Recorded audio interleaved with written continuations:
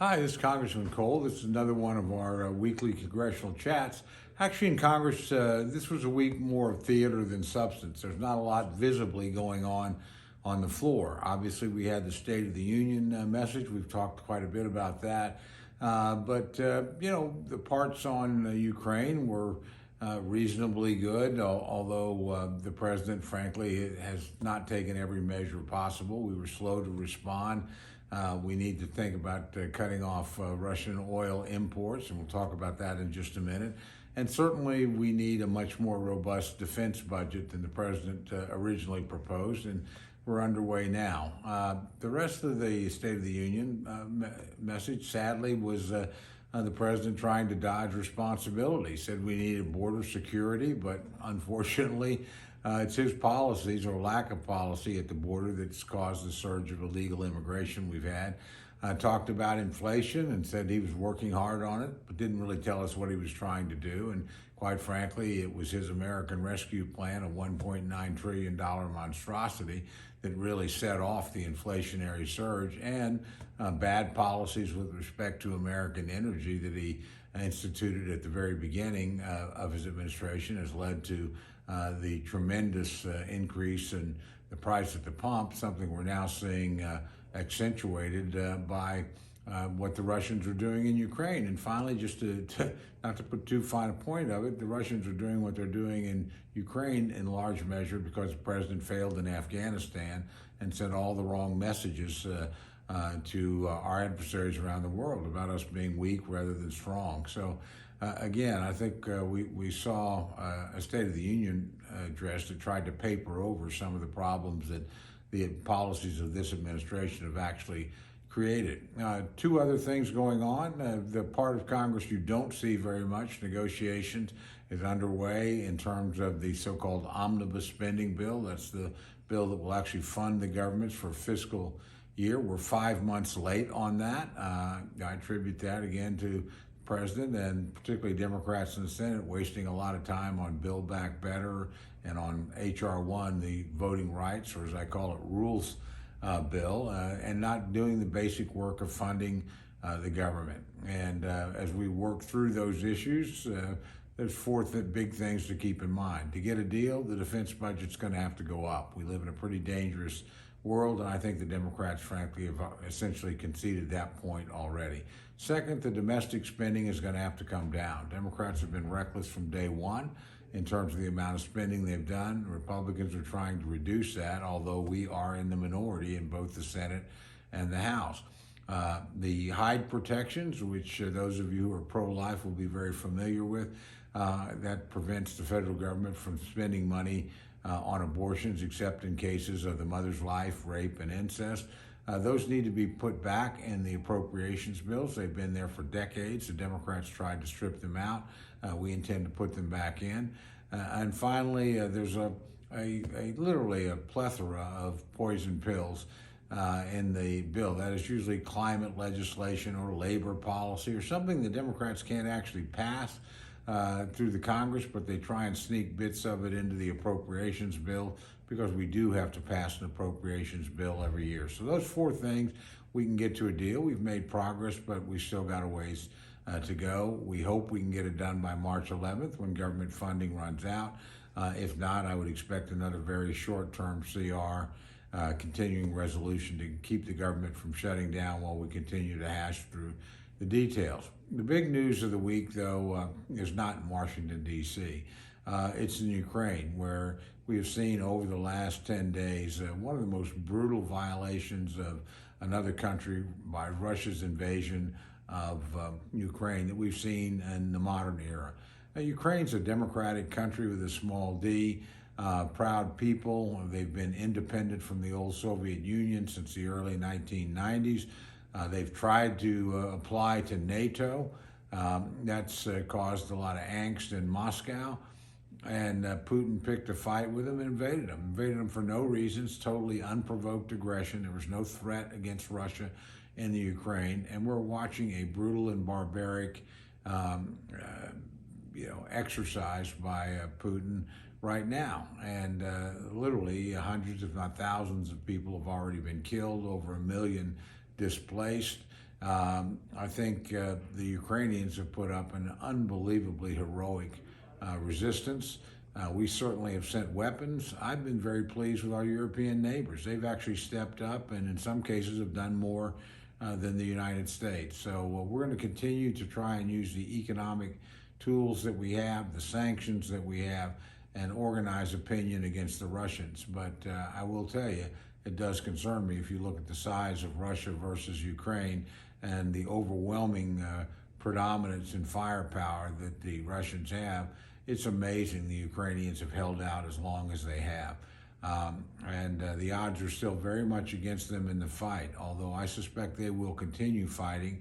And frankly, if they had to, would probably go to guerrilla warfare and insurgency if Russia occupies the entire country, as it is threatened to do. Personally, I've called on us to stop importing Russian oil. It's outrageous that we ever did it in the first place. The fact is that we have more than enough energy in the United States, or that we can procure from reliable partners like Canada and Mexico for us to, use any Russian crude at all. Right now, we import almost 700,000 barrels a day of Russian crude oil and petrochemical problems. That's millions and millions of dollars that help finance the war against Ukraine by Russia. I've not only declared that statement, I sent a letter with two of my good friends that I once served with in the House, Jerry Moran of Kansas, Roger Marshall of Kansas, and we followed that up with legislation that has quite a few Republican co-authors. And for once, we actually have Democrats calling to cut off trade in oil. There's legislation by Democrats who frankly cooperated in the anti-energy policies of this administration, put us in a weaker position, but I'm glad they're willing to step up and do the right thing and at least call for the curtailment and elimination, really, of importing oil from Russia. I think we'll be talking about Russia and Ukraine for quite some time, and because even if the Russians succeed in their conquest, I think the Ukrainians will continue to resist. I think this country will feel obligated to do all it can to assist them. I want to particularly single out this week the Germans. I think much to the surprise of everybody, their reaction has been one of the strongest in the world. The new chancellor actually ordered the suspension of the Nord Stream 2 pipeline, which would have allowed Russian gas to flow more easily into Germany. He sent weapons, substantial weapons, to help the Ethiopians. That's a first in Germany since 1945. And they also took, again, other substantial sanctions as well. And, I just extraordinarily proud and made a commitment to live up fully to their NATO obligation of spending 2% of their gross national product on defense. That would roughly double the German defense budget. And remember, when Germany does something like that, it matters. They're the fourth largest country in the world and the most robust and strongest economy in Europe, certainly stronger and bigger than the Russian economy. So when they act, it matters. And what we saw this week from Germany, the new chancellor, the German people, was decisive action. I actually took the time yesterday to talk personally with the German ambassador in Washington, D.C., simply to express my gratitude and appreciation for the leadership role Germany has taken in this crisis.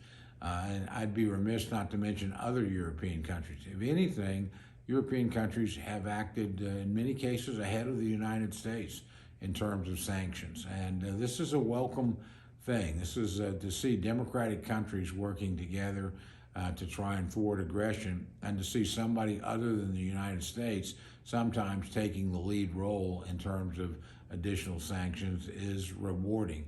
And it reminds us that all the policy of the beginning in the post-World War II era, in 1946, has worked. Now, all these countries are acting in unison for a single reason. This is the most egregious violation of peace in Europe in 75 years. This is the largest military operation on the European continent since 1945. And if you're not aware, and I'm sure you are, the Chinese are watching this. If Putin succeeds here, then I can assure you that Taiwan will be next, that we will see aggression in the Pacific. It's actually one of the things that has emerged in the last few years that should worry all Americans. In the 1930s, peace was upset because we had two great powers, one in Europe, that was Germany in the 1930s, and one in Asia, and that was Japan in the 1930s, that decided they were going to upset the world order, change the rules-based international system, change the map of Europe and the map of Asia, and that resulted in the Second World War. And that resulted in 50 million deaths and a cataclysmic disaster for all of humanity. We have a very similar situation today. We have a great European power, Russia, and a great Asian power, China, which is also a global power, quite frankly, trying to upset the normal international order and trying to destroy the rules-based system that we operate. And the only thing between them and succeeding is the United States and its friends and allies. It's not something we can do alone. That's why I've been so proud of the European countries that have stepped forward to help us. I suppose it's not much of a surprise when you get help from the United Kingdom and France, two great traditional allies of the United States. But we've had dozens of countries step forward. And when you see small countries like Lithuania, Latvia, Estonia, who are under threat from Russia, Russia is on their borders, sending weapons to help people in the Ukraine, they're running an enormous risk of provoking an invasion by Russia themselves. And then when you see countries like Germany, which has traditionally held back since the Second World War, its own history is problematic. It's not wanted to risk wars, not wanted to risk alienating people. For them to step forward and send lethal aid to the Ukraine, that's something they're not required to do. Ukraine is not an ally of Germany, and follow that up with tough sanctions and putting their own economy at risk by suspending the Nord Stream 2 pipeline and upping their defense spending. Those are enormously consequential actions by important countries. So we've seen the forces of freedom rally in Europe, and the United States is certainly part of that through NATO. Frankly, that may give the Chinese a second thought if they try to upset the balance of power in the Pacific. But we'll see how this goes. I want to flag one other item that's happening this week and not getting much attention, and that does concern me. The administration, the Biden administration, is evidently close to a deal with the Iranians, a new nuclear deal. If you'll recall, one was negotiated in the Obama-Biden years. It was a terrible agreement for the United States. It gave a terrorist regime, which is the largest sponsor of terrorism in the world, billions of dollars, and frankly, I think facilitated rather than retarded their gradual movement toward becoming a nuclear power. Donald Trump took that away, restored sanctions, and it slowed Iranian progress and frankly helped spark resistance to Iran in the region. The so-called Abraham Accords between Israel and its Arab neighbors are partially a response to the policy of American policy of being tough against Iran and helping people that are also concerned about Iranian aggression, that is the Arab states and Israel, come together. Now, unfortunately, the same people that negotiated the first deal in the Obama years, the exact same people are negotiating what is likely to be an even worse deal. This is something to keep an eye on. This is something that will become a flashpoint of contention. I would suspect if we have a deal, I'll immediately ask that it be submitted as a treaty to the Congress of the United States.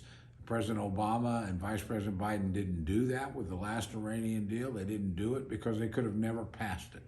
And the United States should not be entering an agreement that will indirectly facilitate terrorism and speed Iranian progress toward nuclear weapons without that case being argued in front of the Congress and every member of Congress having to vote on it. If this were done by treaty, I doubt even the Democratic majorities today could manage to get the votes they need to pass it. But again, that's something to look forward in the future. With that, let me say we'll be working hard to try and get an agreement that will increase defense spending and position our country better in the weeks or in the months and years ahead. That'll be probably the topic of the weekend and the next few days. We'll see if we get it done. If not, we're going to keep working on that. So we'll have a lot to talk about, I have no doubt, next week and the following weeks. So have a wonderful weekend, and hope to visit with you again soon.